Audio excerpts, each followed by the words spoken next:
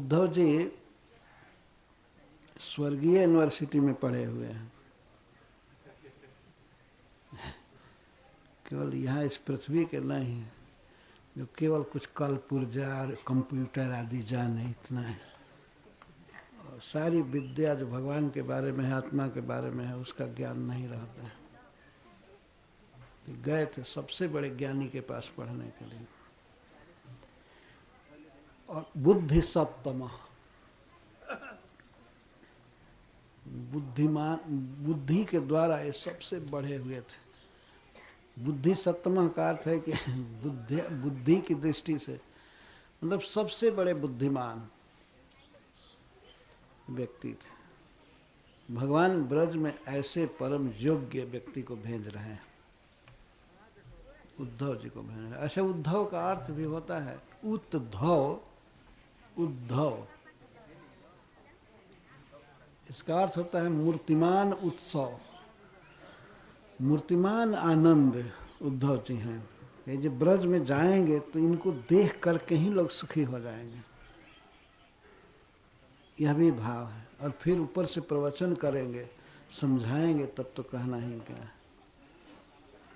उद्धव जी सब तरह से परम योग्य व्यक्ति हैं। इस पहले श्लोक में यही बताया गया। तो क्वचित किसी समय में या किसी स्थान में जहाँ श्री कृष्ण को ब्रज की लीलाओं का स्मरण होने लगा और माँ यशोदा का, नंद महाराज का तथा गोपीजनों का, जो भगवान के विरह में झुलस रहे थे, बड़े दुखी थे, उनकी याद आई और भगवान उद्धव जी से मिले।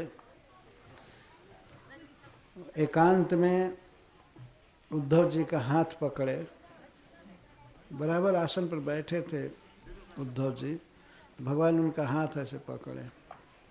हाथ पकड़े यह बताने के लिए मैं बहुत गुप्त एक बात कह रहा हूँ मित्र, और इसको तुम पूरा करोगे,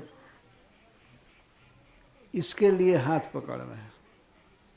गृहीत्वा पाणिना पाणि, हाथ पकड़ करके और बोले, क्योंकि भगवान है आरती हरा, प्रपन्न का अर्थ होता है शरणागत। जो भक्त भगवान की शरण में हैं उनके दुख का नाश करने वाले हैं। और ब्रज में भी दुख किस बात का है कि श्री कृष्ण साथ में नहीं है, यही आरती है। आरती में दुख, और श्री कृष्ण दुख हरता है। प्रपन्न जनों के, शरणागत भक्तों के दुख हरता है, इसीलिए तो उनको हरि कहते हैं। सर्व अमंगल हरे, प्रेम दिया हरे मान। किसी प्रकार का भी दुख श्री कृष्ण हर लेते हैं। प्रपन्न आरती हर हरि। तो एकांत में परम प्रिय उद्धव जी का हाथ पकड़ करके उनसे इस प्रकार बोले। उद्धव जी को यहाँ पर सुखदेव गोस्वामी कह रहे हैं एकांतिनम, एकांतिनम, एकांतिक भक्त। एकांतिक भक्त का की परिभाषा पद्म पुराण में दी गई है कि जो व्यक्ति भगवान कृष्ण से, भगवान विष्णु से इतना प्रेम करता है कि उसे किसी देवता पर कभी कोई भरोसा नहीं होती है, किसी के सामने वो गिड़गिड़ाता नहीं है। कृष्ण में रत है तो उसको एकांतिक भक्त कहते हैं, उसको एकांती कहा गया है। एक अंत, एकांत, बस श्री कृष्ण में ही जिसके गतिमति का अंत है। ऐसे एकांतिक भक्त श्री उद्धव जी से एकांत में उनका हाथ पकड़ करके भगवान ने इस प्रकार कहा। बहुत महान प्रसंग है कि श्री भगवान जो सर्वसमर्थ हैं, सर्वव्यापक हैं, कहीं भी आ जा सकते हैं, लेकिन वे स्वयं ऐसी स्थिति में फंसे हैं कि अपने बदले अपने प्रतिनिधि के रूप में श्री उद्धव जी को भेज रहे हैं। तो भेजने से पहले क्या क्या वे कहते हैं उद्धव जी से। सबसे पहले गच्छ शब्द लगाए भगवान, गच्छ उद्धव, जाओ जाओ, ऐसे जाओ उद्धव, हे उद्धव जाओ, ऐसा ना कह करके जाओ हे उद्धव। इससे भगवान की विकलता प्रकट हो रही। वे ब्रजवासियों के विरह दुख का स्मरण करके व्यग्र हैं भगवान, इसलिए सबसे पहले क्रियापद का प्रयोग किए और गच्छ, गच्छ का अर्थ जाओ। कहाँ पर? ब्रजम, हे उद्धव ब्रज में जाओ, हे सौम्य। इसके द्वारा यह भी सिद्ध हुआ कि भगवान कह रहे हैं तुम चंद्रमा के समान शीतल हो, सोम के समान तुम्हारा स्वभाव है, इसलिए भगवान सोम में संबोधन कर रहे हैं। निश्चित है तुम उनका दुख दूर करोगे। भगवान उनकी योग्यता को बोल रहे हैं, तुम चंद्रमा के समान शीतल स्वभाव वाले हो। जैसे चंद्रमा अपने परम मधुर या अमृतमय किरणों से दिन में तपाए हुए लोगों का ताप हर लेता है उगते ही, उसी तरह से तुम ब्रज में जाओगे तो हमारे माता पिता का और श्री गोपियों का दुख नष्ट हो जाएगा, इसलिए जाओ। पितृ नौ प्रीतिमा वह, हमारे माता पिता को प्रीति दो, उनको प्रसन्न करो। वे हमारे विरह में बहुत दुखी हैं, तो इसीलिए जा करके उनको सुख दो। प्रीतिम आवह, आ का अर्थ है सम्यक, वह का अर्थ है प्रापय, प्राप्त, उनको प्राप्त कराओ। ऐसा या आवह का एक अर्थ है कि ऐसी प्रसन्नता दो कि उद्धव तुम्हारे आने के बाद भी, मथुरा लौटने के बाद भी उनकी प्रसन्नता जाए नहीं, अखंड गंगा की धारा की तरह उनको प्रसन्नता दो। आवह, ये प्रवाह चलता रहे प्रसन्नता का। इस समय जाओगे तो सुख दोगे ही, लेकिन इस तरह से उनको समझाना कि उनकी प्रसन्नता अखंड प्रवाहित रहे। नौ पितृ कर, नौ का अर्थ यहाँ बहुवचन में, अस्माकम पितृ, हमारे माता पिता। भगवान ये नहीं कह रहे हैं कि मेरे माता पिता, हमारे माता पिता कह रहे हैं। इसका एक अर्थ है कि श्री कृष्ण अपने में गौरव बुद्धि कर रहे हैं कि मैं नंद बाबा का और माँ जसोदा का पुत्र हूँ, तो अपने प्रति भी गौरव हो रहा है। और एक भाव यह भी है कि जो हमारे माता पिता हैं, तो हे उद्धव तुम्हारे भी वे माता पिता ही हैं जो इस तरह विरह में दुखी हैं, अतः जा करके उनको सांत्वना दो, प्रसन्नता दो। गोपी नाम मद वियोगाधि मत संदेशर विमोचया, गोपियों के हृदय में जो दुख है मुझसे बिछुड़ने का, वह ऐसा लग गया है, ऐसा चिपक गया है वो दुख कि उस दुख को हटाना कठिन है। लेकिन तुम जाओ और उस दुख को विमोचया, उनसे अलग करो, उनके हृदय से निकाल दो, वे सुखी हो जाए, ये भाव है। ऐसे सनातन गोस्वामी जी अर्थ करते हैं कि मेरे माता पिता को जैसे तुम सुख दोगे, वो सुख देना तो गोपी जनों के लिए असंभव है। जब तक मैं ब्रज में नहीं जाऊंगा उनको कोई सुख नहीं होगा। लेकिन दुख का थोड़ा थोड़ा समन करो, ये भगवान कह रहे हैं। वास्तविक सुख तो उनको तब मिलेगा जब वे मुझको देखेंगी, लेकिन उनके हृदय में जो दुख चिपक गया है, अर्थात वे जो सोच रही हैं कि कृष्ण हमको भूल गए या अब श्री कृष्ण से मिलन नहीं होगा, इस भावना को जा करके हटा दो। हृदय संलग्नम, हृदय में संलग्न दुख को जैसे जोंक की तरह पकड़ा हो कि उसको हटा, विमोचय। सुख देने की भगवान नहीं बात कह रहे हैं, सुख तो उनको मिल ही नहीं पाएगा।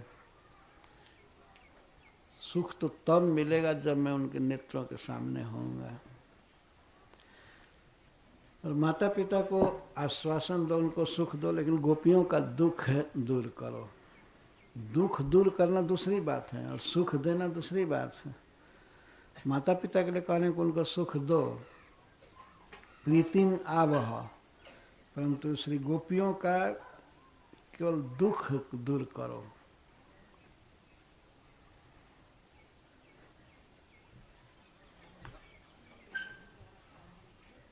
दृढ़ बंधनवत हृदय संलग्नम अपुनः स्पर्श तया त्याज। उनका जो दुख है हृदय में, उसको जा करके दूर करो, और ऐसा दूर करो विमोचय, विशेषण मोचय, कि फिर वो दुख आकर के हृदय का स्पर्श न करे। इस तरह अलग करो दुख को। इसका क्या मतलब होगा? दुख को अलग करो। श्री गोपी जनों को क्या दुख है? दुख इसी बात का है कि श्री कृष्ण बहुत दुखी हैं। ऐसे जगह चले गए जहाँ वे और सुख पाने के लिए तरसते रहते होंगे, ब्रज का स्मरण करके। वहाँ जा करके राजाओं के साथ रहना करना, तो श्री कृष्ण को कोई चैन नहीं होगा। श्री कृष्ण बहुत दुखी होंगे। उनको सुख तब होगा जब ब्रज में आएंगे। गोपियाँ यही जानती थी, तो यही हृदय में दुख है। श्री कृष्ण को बहुत चिंता में रहनी पड़ती होगी, सुख कभी न सुख से सोते होंगे, न खाते होंगे, न पीते होंगे। ऐसा यही दुख था गोपियों के हृदय में। तो तुम जा करके उनके दुख को दूर करो।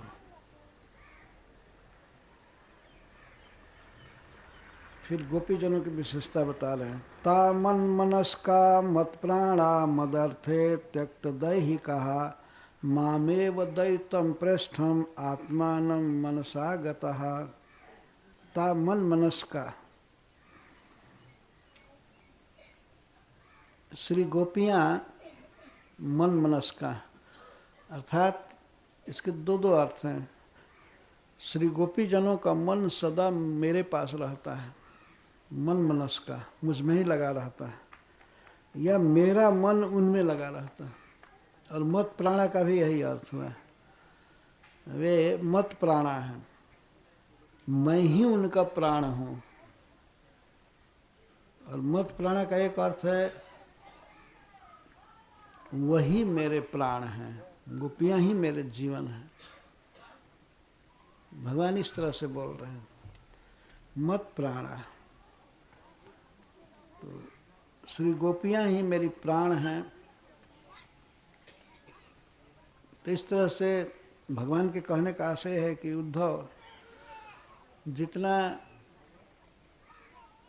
श्री गोपीजन दुखी हैं उतना ही मैं दुखी हूँ, बल्कि मुझसे दुख उनका ज़्यादा है। यही बात कहेंगे फाइनल में। तुम जाओ और उनको उनका दुख दूर करो। मदर्थे त्यक्त दैहिका, मेरे लिए उन्होंने देह के समस्त भोग और संबंधियों को त्याग दिया। मदर्थ है मेरे लिए। त्यक्त दैहिका, दैहिका का अर्थ देह से संबंधित। भोजन छोड़ दिया है, भोजन भी नहीं खा पाती हैं, पानी भी नहीं पी पाती हैं वे लोग। एक भोजन मन में खान पान देह की प्रथम आवश्यकता है। और दैहिका का अर्थ है कि पति संबंधी आदि सबका त्याग कर दिया है। इसमें रहती थी घर में, लेकिन सब कुछ छोड़ चुकी थी श्री गोपियाँ। ता मन मनस्का मत प्राणा मदर्थे त्यक्त दैहिका मामेव दैतम पृष्ठम आत्मानं मनसा गता। मुझको ही वे अपना पति मानती है। यद्यपि उनका पाणी ग्रहण दूसरे के साथ हुआ है, लेकिन कभी भी कोई भी संबंध उनके साथ नहीं हुआ। वास्तव में मन से मुझे ही अपना प्रियतम मानती है। मामेव दैतम पृष्ठम, मुझको ही अपना परम प्रिय पति मानती है।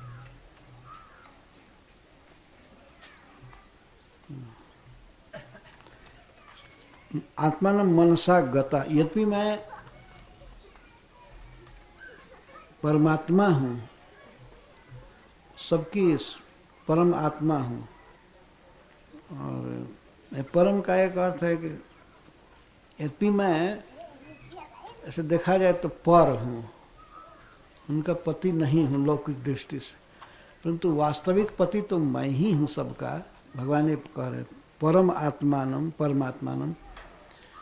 परम शब्द से कह रहे हैं कि यद्यपि मैं उनके लिए पर हूँ लोक दृष्टि से, लेकिन वे हमको ही, मुझको ही अपना पति मानती है। इतना घनिष्ठ प्रेम है भगवान का उनके प्रति, इस तरह से बोल रहे हैं, मुझे ही अपना मानती हैं सब कुछ। और जब लोक धर्म छोड़ चुकी हैं, देह धर्म छोड़ चुकी हैं, तो कैसे जी रही हैं? यदि उद्धव जी ये बात पूछे तो भगवान कहते हैं, ये त्यक्त लोक धर्माश्च मदर्थे ताम विभर में हम। जो मेरे लिए लोक धर्म को छोड़ देता है, कोई साधारण भक्त भी, तो मैं उसका पालन करता, मैं ही रक्षा कर रहा हूँ गोपियों की। यद्यपि वे खाती नहीं है, पीती नहीं है, लेकिन मैं ही जिला रहा हूँ। मदर्थ है तान विभार में हम। मेरे लिए लोक धर्म को छोड़ देते हैं, देह के संबंध को छोड़ देते हैं, सब कुछ, तो मैं उनका पालन करता हूँ। भक्त लोग यदि अपने घर का त्याग कर देते हैं और घर में उनकी पत्नी है, बच्चे हैं, ये सोचते हैं क्या होगा, ये तो फिरंत हो गया, विरक्त होगा, वृंदावन भाग रहा है। लेकिन भगवान कहते हैं मैं उनका पालन करता हूँ। विश्वास रखना चाहिए, जो कृष्ण के लिए छोड़ा है तो कृष्ण सबको रखते हैं ठीक से। कृष्ण घर में धन की भी कमी नहीं होने देते हैं। तन विभर्मी अहम लगा करके ये कह रहे कि मैं भरण करता हूँ। ऐसा नहीं कि कोई प्रकारांतर से कराता हूँ, साक्षात मैं भरण करता हूँ। यदि मेरे लिए वो छोड़ा है तो नहीं, देह के आराम के लिए छोड़ा है, ऐसे घुमक्कड़ बन गया है तो वो तो दूसरी बात। लेकिन कृष्ण के लिए वास्तव में छोड़ा है तो कृष्ण उन स्वजनों की सबका उनका भरण पोषण करते हैं, और इसका जो भक्त छोड़ा है उसका तो करेंगे ही। देखिए यही शब्द पता, ये त्यक्त लोक धर्मश्च मदर्थे तान विभार में हम। धर्मश्च तान विभार में हम। तान माने उनको, विभर भी भरण करता हूँ, अहम मैं। ये नहीं सोचना चाहिए कि भगवान करा देते हैं दूसरे से। कराने के लिए तो दुनिया के सबको करा रहे हैं, लेकिन भक्तों का पोषण और भक्त के परिवार का पोषण भी डायरेक्ट करते हैं, विभर्मी अहम। तो जब सामान्य भक्तों की यह स्थिति है, तब मेरे प्रियतम गोपी जनों का मैं भरण क्यों नहीं करूँगा?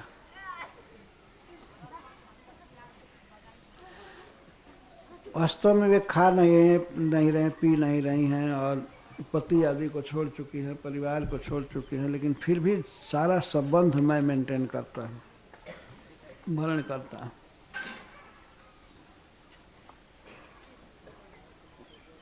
ये भगवान के वचन हैं, इसीलिए भक्तों को पूर्ण विश्वास करना चाहिए। यदि हम कृष्ण के लिए कुछ त्यागते हैं तो ऐसा नहीं है कि हम लोक परलोक से चले गए, ऐसा नहीं होता है। ये देखा गया है संसार में, जो भगवान के भक्त होते हैं तो उनका कुछ बिगड़ता नहीं है।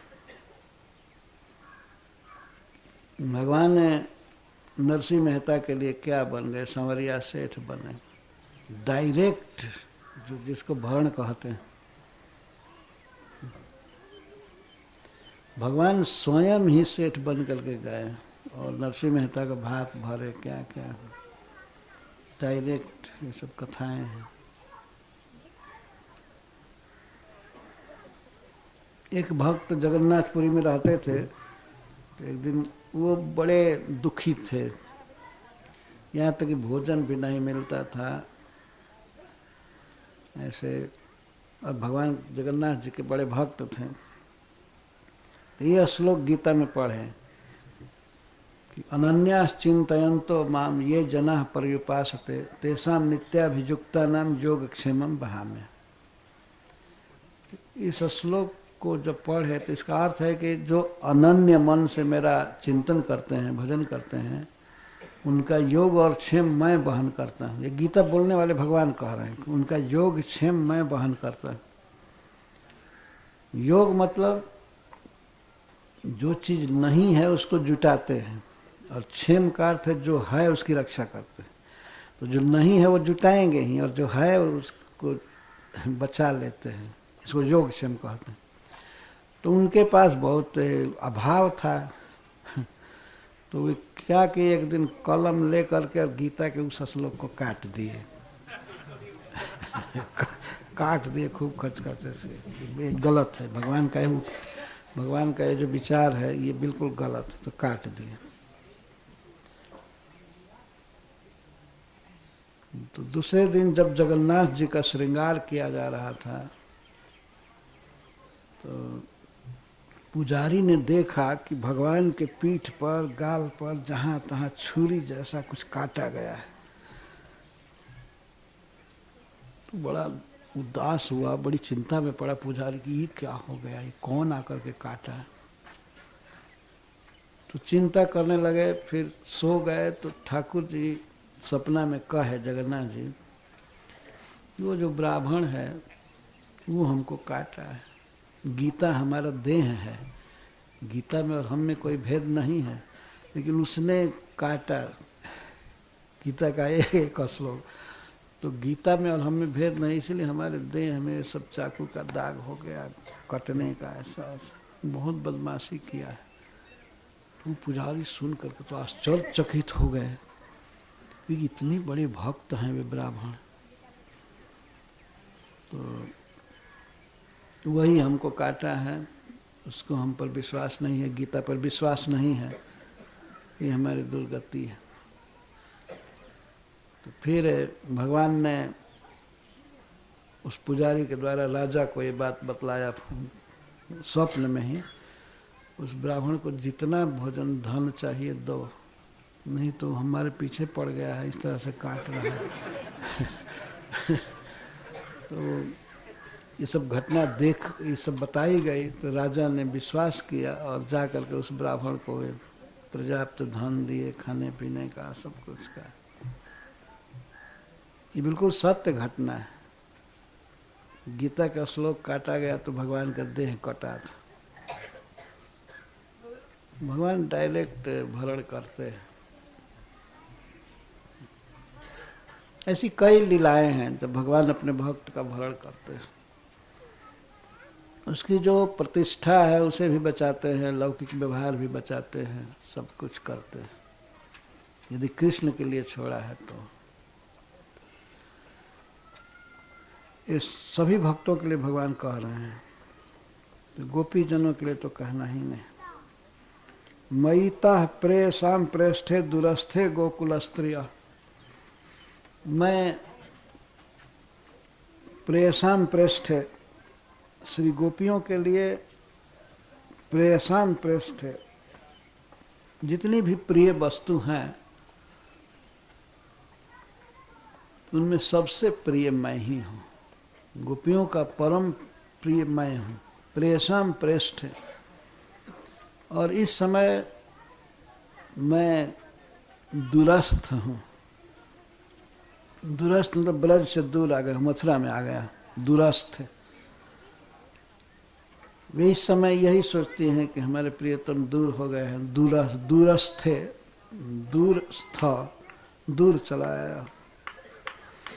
तो जो मेरे दर्शन करते समय आँखों का पलक गिरने पर भी ब्रह्मा को गाली देती रहती थी, सहन नहीं हो पाता था, और ऐसी गोपियों के लिए मैं दूर आ गया हूँ, दूरस्थ हो गया। और वे हैं गोकुल स्त्रियाँ, गोकुल की स्त्रियाँ, ब्रज की स्त्रियाँ। यह सोच सोच करके कि उनका परम प्रिय प्राण मैं दूर हो गया हूँ, तो वे सदा मेरी ही लीलाओं का स्मरण करती रहती हैं, कभी मुझको भूल नहीं पाती हैं। मेरी विविध लीलाएं, मेरा चलना, बोलना, हंसना, मेरा बांसुरी बजाना और भी विशेष रास लीला आदि का स्मरण करती हैं। तो स्मरण करके बीच बीच में कभी कभी विमोहियंती, मूर्छित होकर के गिर जाती, विमोह में पड़ जाती है। 24 घंटे केवल मेरा ही स्मरण उनके हृदय पर छाया रहता है और बीच बीच में कभी मूर्छित होते हैं। जब मूर्छित हो जाते हैं तब लीला का स्मरण नहीं होता है, लेकिन मूर्छा तुरंत ही भंग होती है, फिर स्मरण करती हैं, फिर मूर्छित होती हैं। क्षण क्षण में मूर्छित होती हैं, स्मरण करती रहती हैं। विरहोत्कंठ विह्वला, विरह अतिशय वियोग के कारण उनके हृदय में उत्कंठा रहती है कि कब हम प्रियतम श्याम सुंदर को देखेंगी, मिलेंगी। इसको उत्कंठा कहते हैं। विरह के कारण बहुत उत्कंठा बढ़ी है और उस उत्कंठा से उनकी जो भी गतिमति है सब शिथिल हो जाती है, विह्वल हो जाती है। वला का अर्थ होता है गति, वो बिल्कुल शून्य पड़ी रहती हैं। कभी कभी चलना भी नहीं हो संभव हो जाता है, स्तंभित रहती हैं। कभी क्या कहना है तो क्या बोल जाती है। गोपियाँ चलती थी कभी कभी देह के स्वभाव से दही बेचने, तो वे कहती हैं कि अरे इस घर में कोई है, गोपाल को लेगा। दही का नाम भूल जाती हैं, गोविंद को लेगा, कृष्ण को लेगा, ये करेगा, वो करेगा। तुरंत फिर स्मरण आ जाता है मैं क्या बोल रही हूँ, तो फिर थोड़ा संभल करके बोलते हैं, लेकिन फिर वही, इसको विह्वल कहते हैं। जो कातर, श्री कृष्ण को देखने की जो लालसा है, उनकी सेवा करने की जो लालसा है, इसको औत्कंठ, उत्कंठा कहें। और उत्कंठा से वे विह्वल रहती हैं।